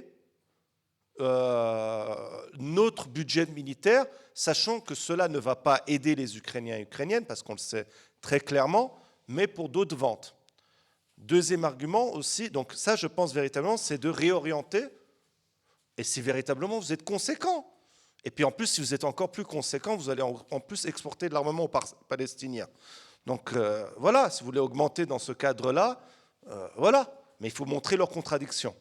Mais je ne pense pas que ça passe par... Je pense, dans la question du... Et je peux comprendre d'où ça peut venir, cet élément, mais je pense que ça néglige 2 éléments. C'est que déjà, l'industrie militaire tourne à fond, que ça vend d'armement majoritairement vers des pays autoritaires qui l'utilisent contre leur propre population, très souvent, et que ça pourrait être détourné. Un autre élément, en plus des éléments nationalistes et autres, c'est qu'il ne faut pas laisser la question de la démilitarisation à une gauche qui serait ou bien campiste ou pacifique. Non, il faut que ce terrain soit aussi rempli par une gauche qui est très claire sur ses positions de soutien à l'autodétermination des peuples et pro-résistance. Donc ça, c'est ce que je répondrais sur la question de l'Ukraine. C'est peut-être pas suffisant, mais c'est voilà ma position sur cette question, par rapport aux infos dont je dispose. Maintenant, sur la question des sanctions et mouvements BDS, en fait, c'est marrant parce que j'ai écrit un article là-dessus avant le 7 octobre 2023 avec une organisation progressiste en Allemagne qui soutenait la révolution syrienne sur la question des sanctions. Alors, ça a pris presque 2 ans pour le publier. Les Syriens étaient pour. Disons, dans le contexte allemand, je faisais justement une comparaison sur pourquoi je m'opposais aux sanctions sectorielles, larges sur l'économie syrienne, et pourquoi je soutenais le BDS, et qu'il n'y avait aucune contradiction. Alors, 2 éléments, c'est lié tout d'abord à la question de la nature des États. l'État d'Israël est un État d'apartheid, une colonie de peuplement, et que la majorité de ces institutions étatiques ne servent pas la majorité des populations, que même dans un État autoritaire, il n'y a pas une discrimination, et c'est pour ça qu'on utilise le terme d'apartheid. L'apartheid, c'est une discrimination systémique. L'État syrien est une dictature des plus sanglantes, et heureusement qu'elle est tombée, grâce à Dieu, comme on dirait certains, ou d'autres, voilà, grâce à Marx, je ne sais pas. Mais j'étais très content à la chute du régime. Mais c'est tout d'abord d'analyser la nature de ces régimes. Et il y a une véritable différence. Ça veut dire que les sanctions sur la Syrie appauvrissaient une grande majorité de la population. Et bien sûr, elles n'étaient pas faites en faveur des questions des droits humains, parce que sinon, ils n'auraient pas été levés quelques semaines après les massacres qui ont été commis en Syrie par le nouveau gouvernement contre les minorités confessionnelles alaouites et d'autres attaques. Alors qu'il y a d'autres... mais ça, on le savait, cette hypocrisie, elle est présente. Ensuite, très souvent, il y a ce mythe libéral, quand on regarde l'histoire des sanctions depuis le début du XXe siècle, vous mettez des sanctions dans une perspective d'appauvrir la population qui va aller se soulever dès lors face à son régime, parce que vous avez un appauvrissement, parce que vous avez des frustrations qui s'accumulent. Historiquement, ça a prouvé être faux. Un des plus grands exemples, c'est l'Irak, de 1991 à 2003. Au contraire, ça a appauvri encore davantage la population. L'Iran, on dit toujours la pression maximum. Oui, c'est pour ça que les Iraniens et les Iraniennes, ils sortent dans la rue, parce qu'il y a des sanctions. Oui, parce que sans des sanctions, ils ne sauraient pas s'opposer, bien sûr, à une dictature et autres. Et au contraire, ça affaiblit, je dirais, les postures, les possibilités de résistance. Sans oublier, voilà, le double discours, deux poids, deux mesures, pardon. Donc, basé sur ces choses, et finalement, le mouvement BDS dans une situation coloniale, encore une fois, c'est pas pour, et je vais en tout cas pas diminuer la dictature de Assad, mais une situation coloniale et une dictature autoritaire, c'est pas la même nature de régime.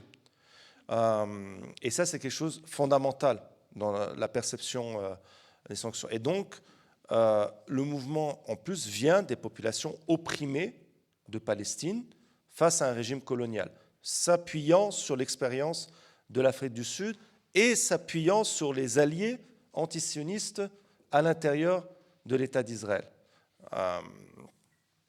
Et donc, et par la nature du projet colonial, j'ai aucun problème à dire, oui, le mouvement BDS, boycott des investissements, sanctions, peut avoir des effets utiles pour renforcer la lutte de l'autodétermination du peuple palestinien. Par contre, dans le cas que ce soit en Syrie, en Iran ou Irak dans le passé, cela affaiblissait la capacité des peuples de pouvoir se soulever face à leur régime autoritaire.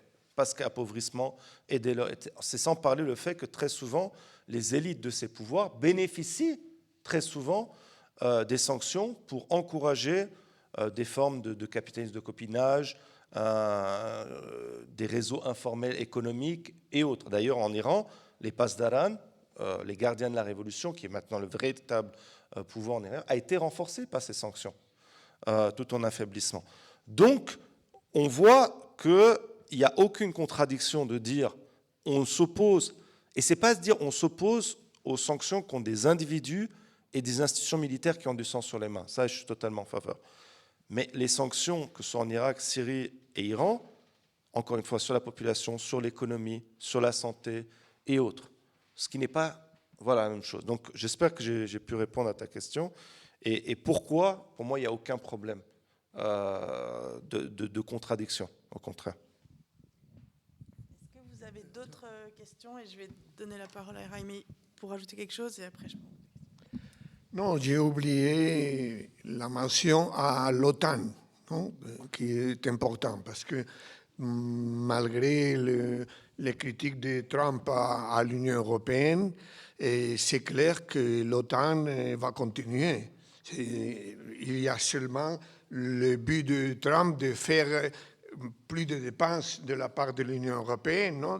Même le secrétaire général de l'OTAN, qui est un pion de Trump, a demandé que l'augmentation du budget soit du 3%, mais il y a quelqu'un, je ne me rappelle pas qui a parlé même de 5% d'augmentation pour les prochaines années.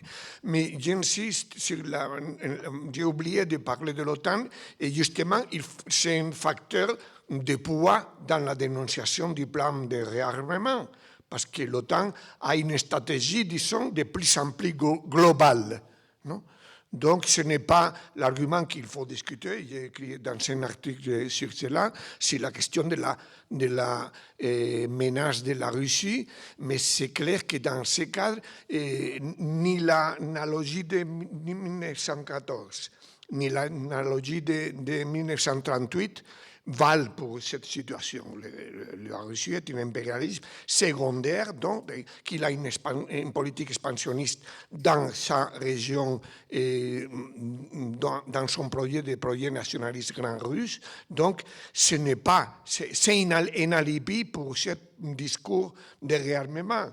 Mais le rôle fondamental de cette augmentation du budget militaire, c'est de refonder, disons, l'OTAN dans ces cadres de rivalité interimpérialiste.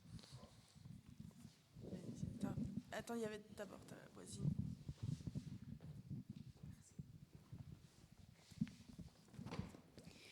Moi, j'ai une réflexion et deux questions. Et la réflexion, bon, c'est l'ouverture d'un parti de gauche, et ça m'étonne que ce soit 13 hommes qui prennent la parole, parce que je me demande en quel moment on va donner le pouvoir de la parole à des autres discours, et que si ce n'est pas dans ce type d'espace, où est-ce qu'on va le retrouver? Et je comprends bien l'utilité de tout ce que vous avez dit. Ma première question, c'est dans la dichotomie des États-Unis et de la Chine. Quand on pense à des alternatives, les alternatives, ils vont forcément d'un côté ou de l'autre, parce qu'on voit une Europe qui n'arrive pas à se détacher des États-Unis, qui n'arrive pas à prendre une initiative, et on voit une Amérique latine qui a essayé d'ouvrir de nouveaux chemins au moment où il y avait Chavez, Correa, Evo, mais qui n'a pas réussi, et qui maintenant essaye de donner de nouvelles voies avec la Colombie, avec le Mexique, mais chaque fois plus faible qu'avant. Et donc, comment on fait pour construire des alternatives qui ne partent pas de cette dichotomie que, sincèrement, à la plupart des autres pays opprimés, ça ne nous intéresse pas, ni la Chine, ni les États-Unis.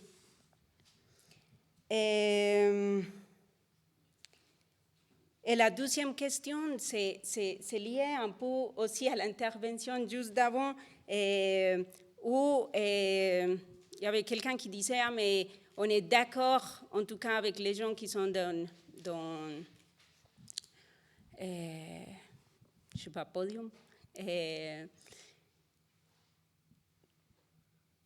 n'y a pas un changement au capitalisme prochainement en Europe. Comment on fait pour changer ce discours? Comment on fait pour retrouver l'espoir dans la militance en Europe? Parce que si ce n'est pas non plus dans ces espaces où on imagine que c'est possible de transformer, où est-ce qu'on va faire ça? Et comment on demande aux autres de croire à des choses qu'on ne croit pas? Et est-ce que ce n'est pas qu'on perde à l'avance toute lutte idéologique, et donc quel sens un peu de se retrouver? Je ne sais pas. C'est tout. Merci. Bon, deux choses.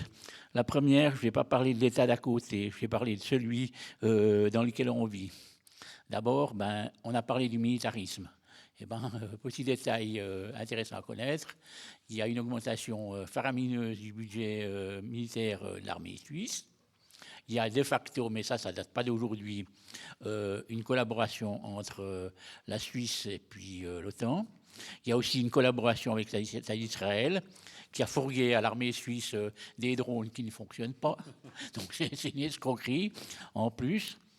Et puis, par rapport, il y a aussi le fait que le gouvernement suisse refuse de signer le traité de prolifération contre la prolifération des armes nucléaires. Bon. Et puis, bon, les attaques antisociales, bon, ben, je veux dire, elles sont peut-être un peu moins intenses que dans d'autres pays, par exemple, dans l'État d'à côté, mais enfin, elles existent. Maintenant, et puis, il y a évidemment le problème, ben, il y a aussi la question, puisque on en parlait, ben, là, pas dans l'État d'à côté, mais dans l'État d'ici, la répression contre le mouvement de soutien à la Palestine. Je rappelle quand même qu'en Suisse allemande, à cause d'une vision tarabiscotée de l'histoire des années 30. On considère, j'entends, y compris dans les rangs d'une certaine gauche, on considère tout mouvement de soutien à la Palestine comme un mouvement antisémite. Ce qui est un mensonge éhonté, mais comme disait Joseph Goebbels, plus le mensonge est gros, plus il a de chances d'être cru. Bon, ben, il y a, et puis, bon, ben, on a la situation où, en fait, on a un ministre des Affaires étrangères qui, en fait, est vendu à l'État d'Israël. On a même au sein de la gauche un problème avec des gens qui refusent de condamner la politique génocidaire de l'État d'Israël.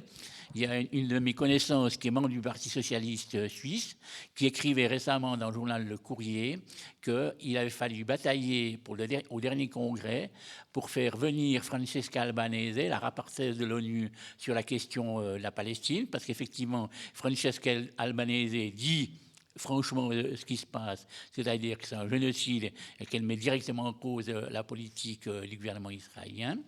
Et puis, bon, sur la question des génocides, je termine par là, je trouve qu'effectivement, on a une situation qui est bien pire que par le passé.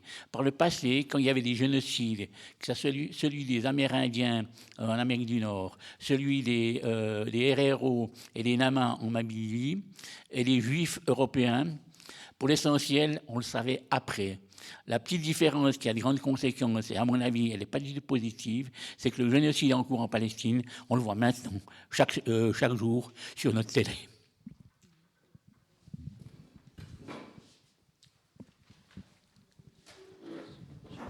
Peut-être je vous propose, je vais donner la parole à José. S'il y a d'autres personnes qui veulent encore poser des questions pendant son intervention, je vous note, et puis on fait peut-être un dernier tour, parce qu'il commence à être un peu tard.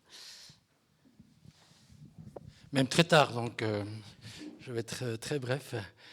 Moi, je comprends le malaise de dire, oui, le peuple ukrainien a le droit de résister, mais avec des armes américaines, des intérêts, du lobby. Je comprends ce malaise, c'est une contradiction. C'est une contradiction, comme il y en a dans d'autres domaines, n'est-ce pas? Et je mentionnerai juste trois exemples historiques qui montrent quand même que dans ces contradictions, on doit quand même prendre la bonne décision. Lorsque la République espagnole fait face à un coup d'État fasciste en 1936, tout de suite, l'Italie fasciste, l'Allemagne nazie se précipite, donne des armes, aide au blocus, et la France du Front populaire, eh bien, elle refuse de vendre ou de donner des armes. Elle dit non, on ne veut pas intervenir, et ben voilà, on sait comment ça s'est terminé. Le Japon attaque la Chine en 1937. Et c'est les États-Unis qui vont vendre et même donner des armes. Est-ce que c'était acceptable? Eh bien oui, c'était acceptable parce que voilà, c'était une guerre impérialiste et puis que la Chine, elle n'avait pas à se dire mais c'est les méchants Américains capitalistes qui nous donnent des armes, ils ont certainement un intérêt. Ils n'avaient pas le choix. Et je terminerai par l'exemple au début de la Deuxième Guerre mondiale. Est-ce que la Grande-Bretagne devait accepter de demander des armes aux États-Unis. Je pense que si ça n'avait pas été le cas, l'histoire aurait été malheureusement bien différente. Et voilà, ça c'est le genre de contradiction qu'on doit accepter. Dans d'autres situations, on les connaît, nous militants, militantes, et on doit les accepter comme faisant partie de la réalité dans laquelle on vit. Merci. Tu avais une question ? Du coup, je vous répondais rapidement et puis on clôt là-dessus. Qui veut commencer ? Il y avait... ouais, oui, pour répondre à au moins une partie de ta question, c'est que je pense que c'est souvent une ligne de crête. Tu as évoqué des expériences qui avaient, au moins au début, comme objectif de sortir du capitalisme, ou au moins d'affaiblir son poids dans les différents pays latino-américains. D'une part, évidemment, c'est extrêmement difficile parce que généralement, il y a des sanctions qui sont imposées, donc la situation elle est dégradée. Et au-delà de ça, eh bien, c'est souvent dans des moments de tension extrême, de conflictualité, par exemple vis-à-vis des États-Unis, qu'il devient vital de bien comprendre le rouage de l'économie mondiale, parce que c'est généralement par ce biais-là que les pays qui tentent de faire différemment sont mis à genoux. Alors évidemment, il y a aussi l'option militaire qui peut venir, mais généralement, c'est quand même le verrouillage économique qui est la première option poursuivie par les grandes puissances.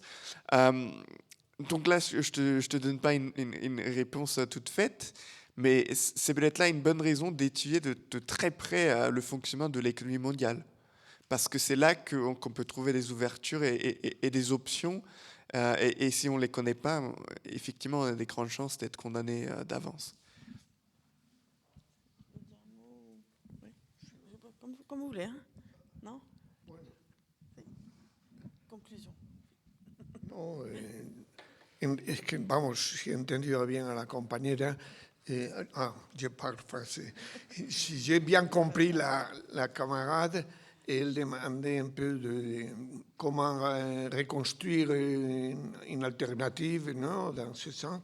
Non, je crois qu'il faut tenir compte justement d'un côté que Gaza est un test, c'est vrai, s'il y a une victoire définitive, non, de l'État d'Israël au Gaza, ce sera un tournant historique, non.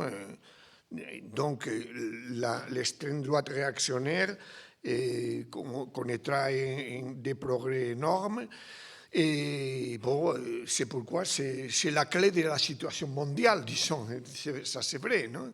Justement parce qu'elle est en rapport avec la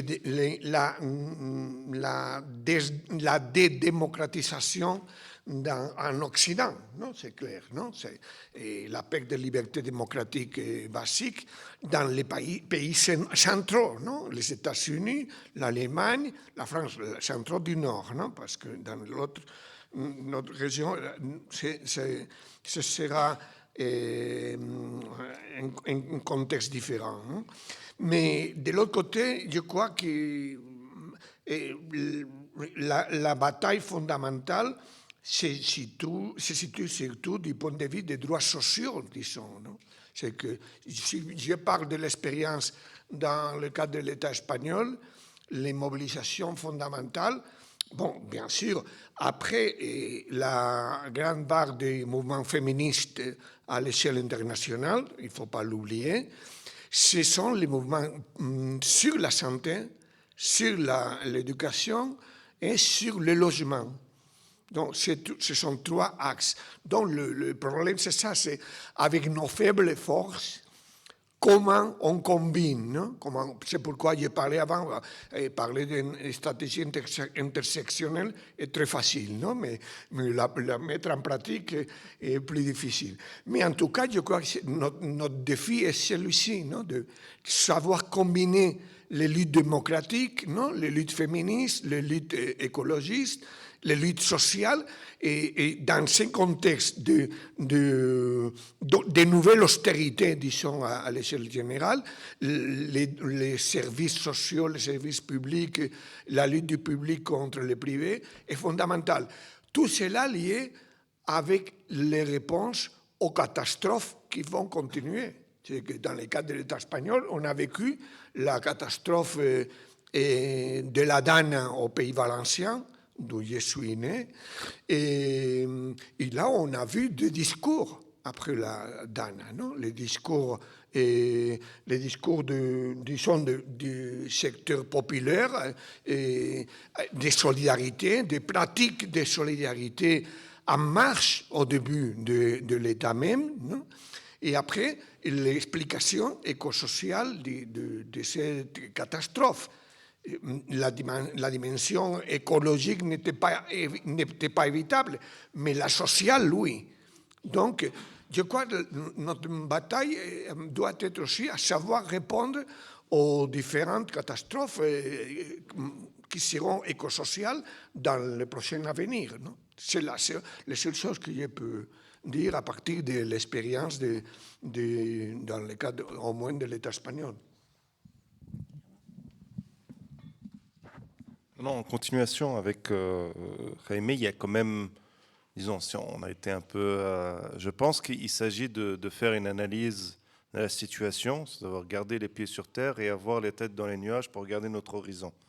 Et ça ne veut pas dire que si on a une description des difficultés, des challenges, qu'on ne pense pas toujours à construire une alternative, je pense qu'on ne serait pas non plus ici. Et il y a des avancées qui sont non négligeables. Quand on voit le mouvement international sur la Palestine, s'il y a une chose qui est positive, et c'est dur de le dire, hein, surtout ici et tout ça, du génocide, c'est l'augmentation de la conscience sur cette question, qui est aussi développée sur des autres aspects, écologiques, féministes, anti-impérialistes, antiracistes et autres. Un autre aspect qui est positif, si on doit le faire avancer, c'est quand même la question du développement, même si c'est jamais suffisant, de la conscience, comment le racisme et l'islamophobie jouent un rôle fondamental dans la question de l'oppression et de l'exploitation. Si on regarde aujourd'hui quand même, je veux dire, si tu connais Mélenchon, tu regardes ses discours il y a 20 ans et aujourd'hui, c'est assez incroyable. Mais ce n'est pas parce que c'est arrivé pour rien. Il y a des gens qui ont bossé, il y a des mouvements qui ont été là.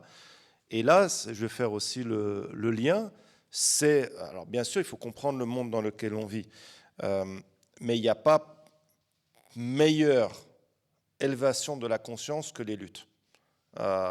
Et honnêtement, quand, par exemple, la question de l'occupation sur Lausanne, j'ai pu voir une augmentation, un développement d'une conscience incroyable en 2 semaines. Et c'est pas moi qui va dire, en étant universitaire et tout ça, qu'il faut pas lire. Je pense que c'est une richesse, etc. Mais quand on fait des luttes de ce type, c'est un accélérateur de la conscience absolument fantastique. Et donc c'est le moteur des militants et militantes. C'est pour ça pourquoi un grand nombre de personnes sont dans cette salle. Et après, il faut allier cela avec, bien sûr, une conscience du monde dans lequel on vit. Et là, juste, je vais finir là-dessus, je pense que, et c'est là où je pense que la question du Front uni est absolument indispensable aujourd'hui. La question du Front uni, dans le sens, encore une fois, mener et aller pour essayer de conscientiser le plus large dans les luttes, encore une fois, et en développant la conscience du plus grand nombre, pour pouvoir construire cette alternative. Parce que tout est rapport de force dans la société. Et si on ne construit pas ce rapport de force, on ne pourra pas faire des avancées. Donc voilà, c'est pour dire que on va continuer à lutter parce qu'aussi nous on n'a pas d'alternative. Vu toutes les catastrophes, vu tout ce qu'il y a, la montée de l'extrême droite et autres, c'est une question de plus en plus qui se pose de voilà quelle société on veut laisser et dans laquelle on veut vivre aussi. Je vais juste dire un petit mot de conclusion pour rebondir. Merci pour ta remarque préalable. J'en suis en partie, j'en suis tout à fait consciente et voilà. Mais je pense que ce qui est important, c'est de voir ça comme un moment d'ouverture pour la suite aussi. Et je vais rebondir sur ta deuxième question sur comment est-ce qu'on fait pour imaginer, transformer les choses pour pouvoir aussi transmettre ça. Et je pense qu'il faut vraiment utiliser ce moment-là pour ça. Et je vais reprendre du coup 3 choses sur lesquelles on s'est appuyé. Le fait qu'on est capable ici d'avoir ce que tu as dit comme bonne nouvelle, une approche marxiste, une analyse des enjeux, qu'on est dans les luttes, comme tu l'as dit, et qu'on a sans doute une capacité à avoir une approche intersectionnelle. Et je pense que tout ça, il faut le reprendre, le récupérer, et pendant ces 3 jours, vraiment être sur ce que tu dis. C'est comment est-ce qu'on est plus fort et comment on construit cette capacité à se transformer un imaginaire vers quelque chose qui est positif et d'être plus être dans ce moment difficile. Voilà. Merci beaucoup. Merci à vous.